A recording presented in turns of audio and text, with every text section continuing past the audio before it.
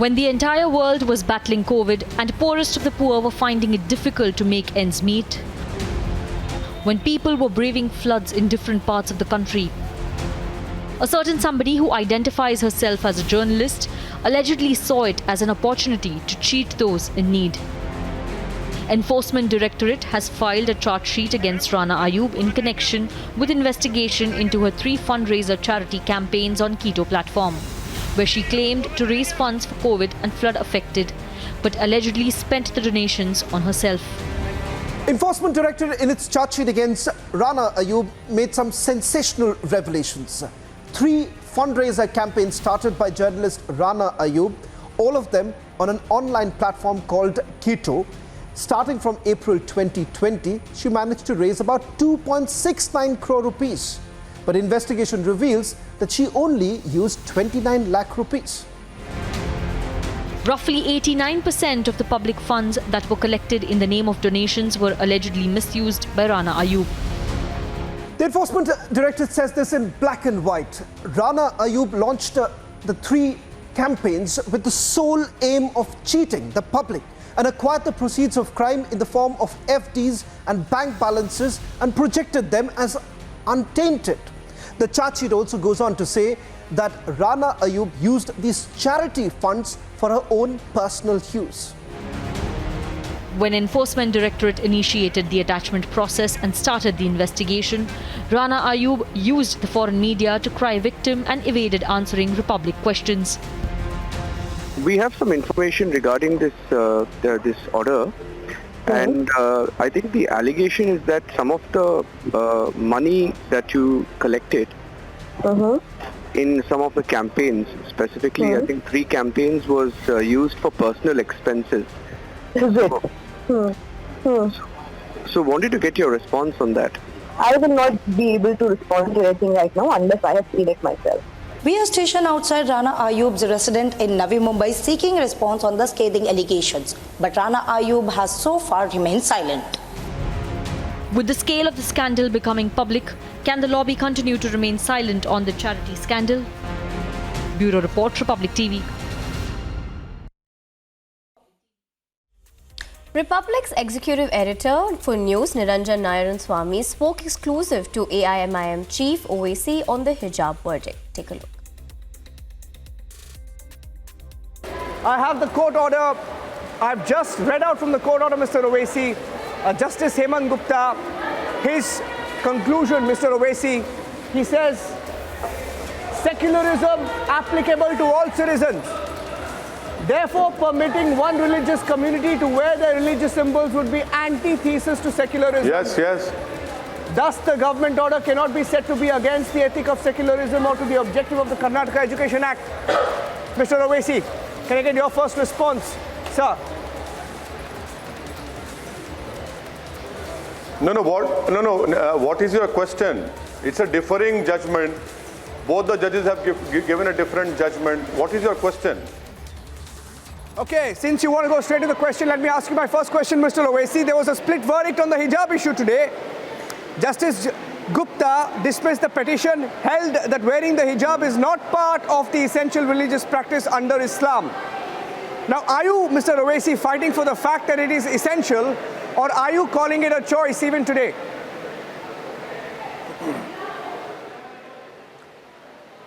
It is both. It is first choice. It is right to choice, it is right to culture, it is right to privacy, and also it is part of the essential religious practice. It is everything. That is what the Constitution says. It is a 209-page judgment. Out of that, 135 pages judgment is given by Justice Hemant Gupta, Honorable Justice Hemant Gupta, and other pages are judgment is given by Justice Julia. Yes. Now, it will go to the Chief Justice of India, Mr. Owaisi, and irrespective of what happens, now he may refer to a larger bench. It could be a larger bench. It could be a constitution bench. Now, if the final verdict comes unanimously against your stance, Mr. Owaisi, will you accept it?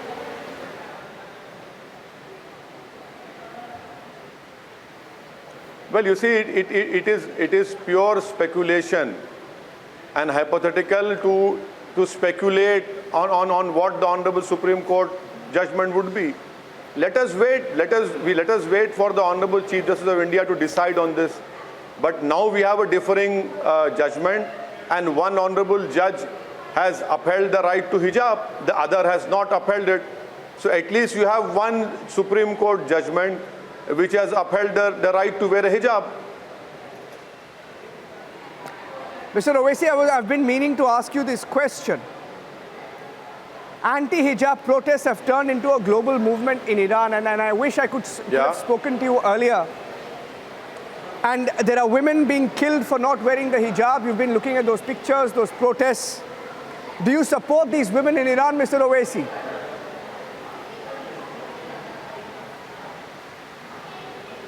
Well, you see, I would request you that your channel should call the External Affairs Minister on your esteemed channel. And I'm sure that if you ask even the Prime Minister will definitely give an interview to you and ask this question: what is the stand of Narendra Modi-led government vis-a-vis in relation to what is happening in Iran? Why is the government of India quiet on what is happening in Iran? They should lay down that this is the official policy of government of India. Why are you not asking this question to the ruling party, a party which is in power in Delhi? They should tell the country that what is happening in Iran, is it acceptable to the Honorable Prime Minister or to the External Affairs Minister? Please tell. Why ask a lesser person like Asauddin Owaisi? No, we felt that it would be relevant to ask this question to you, because obviously the ministers and the government will take a diplomatic view on that, Mr. Owaisi. Now today, for example, let me ask you, I'd like to ask you, there's an MP called Shafiqur Rahman Barq. He's a Samajwadi Party MP. Now this leader says immoral activities will take place if women don't wear parda or hijab in public places. You're very sync with the times, Mr. Owaisi. You're very forward-looking. I'd like to say that you're forward-looking. You're well-educated. Now, do you endorse this view? He says it is mandated in our religion that women have to wear the hijab in public. See, that's where it gets dangerous.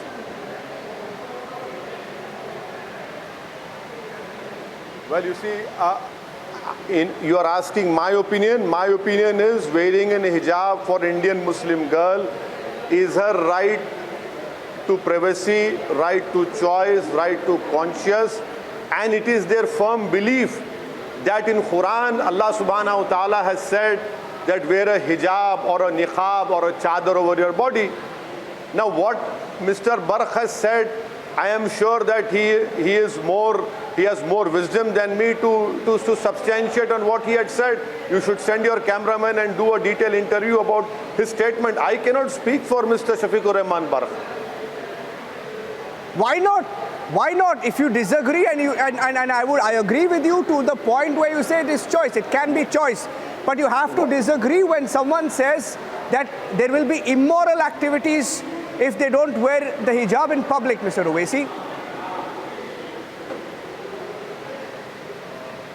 Well, you see, that is his opinion. And how can I speak for him? I can speak for myself, for my party. He belongs to Samajwadi Party, and you have all the right to ask a Samajwadi Party or their spokesperson what is their party's official stand. Is it progressive, Mr. Owaisi? Is it progressive to say that hijabs should be allowed in schools when no other religious attire is, or is this a means to polarize for political gain? You know the kind of outfits that played a role in this, Mr. Owaisi. I differ with you when you say other religious symbols or dress is not allowed. What about a Sikh man wearing a turban? What about a Hindu girl wearing a vibhuti or a Mangal Sutra? That is allowed. That is allowed, isn't it? And you talk about progressiveness. May I give you an example that a lady from Yemen who happened to wear a hijab, is still wearing a hijab, won a Nobel Peace Prize. You should know that the International Boxing Federation allows boxing matches of women wearing an hijab. You should know that the International Basketball Federation allows women basketball players to wear a hijab and to play an international basketball tournament. That in itself is an answer to your question about progressiveness.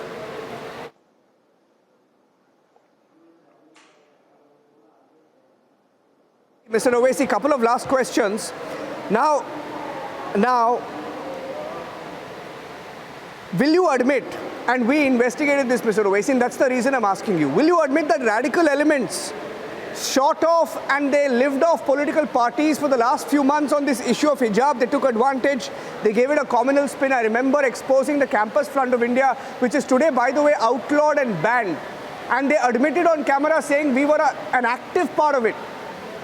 You see, this issue was completely misused also for political gains by some political vested interests.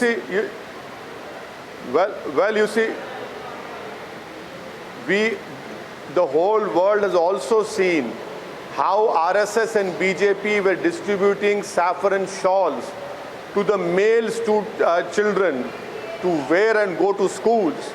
We have also seen how radicalized the other side was when a Muslim girl driving a two-wheeler, wearing an hijab, enters her college, parks her two-wheeler, and then she was surrounded by all these saffron-wearing shawl children shouting and abusing her as a mob. So we have seen both the sides.